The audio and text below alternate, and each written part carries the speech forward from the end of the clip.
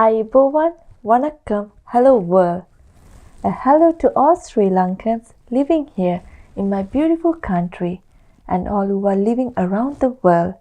A warm hello to all beauty queens who have won a crown and who have worked hard to try to win a crown. I want to express my dismay over the recent actions that led to controversy. I have no personal anger with anyone. I have no agendas. To me, all contestants at the Mrs. Sri Lanka final were special. I only wanted a fair stage and an equal opportunity for all contestants so that they could give their best. I do not favor anyone, and I will always stand for what I believe is right. If those actions compromise the values that Mrs. World Inc. stands for, I truly feel for the lovely people who gave me a fair chance to compete on the stage, world stage, and win the Mrs. World 2020 title. If my actions hurt the feelings of any past or current winners of international or national crowns, I do feel what you are feeling right now. Every beauty pageant has a set of rules and regulations. What I was pushing from the very beginning was a fair stage, where rules and regulations are equal to all. Rules aren't there for us to find loopholes so that we can win at any cost.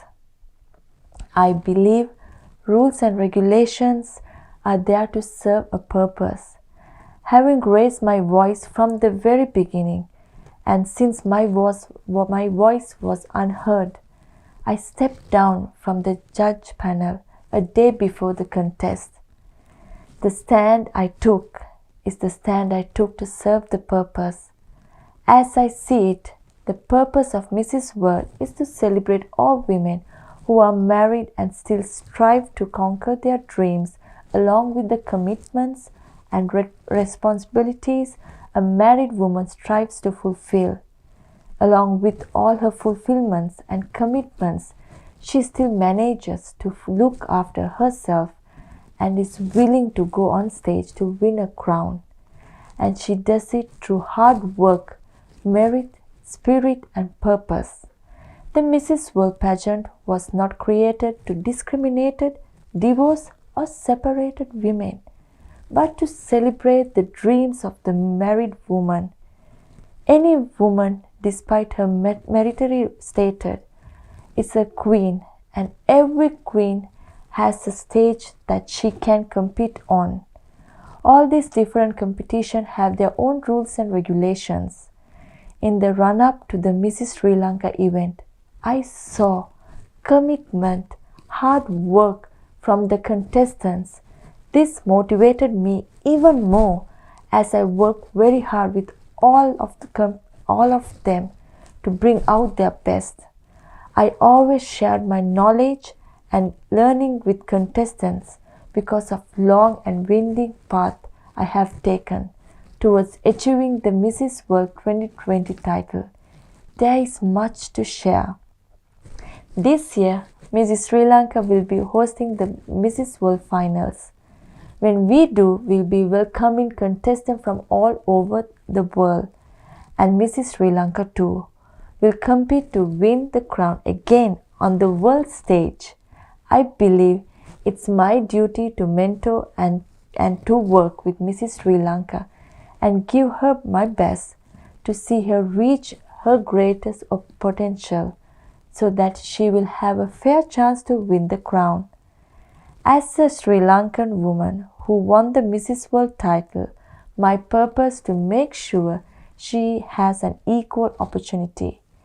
Even after I hand over the crown, my commitment to my purpose will continue along with my commitments to my family life.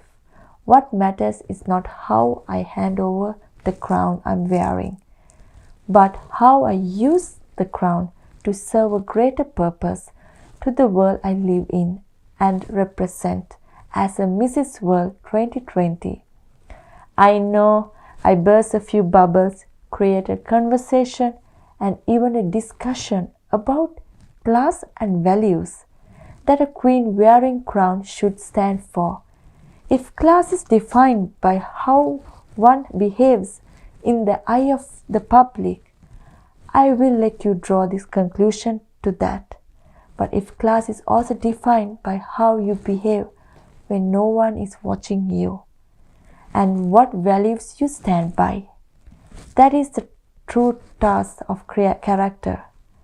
Even if I have to lose the crown for the values I stand for, I believe I am serving the purpose the Mrs. World crown stands for.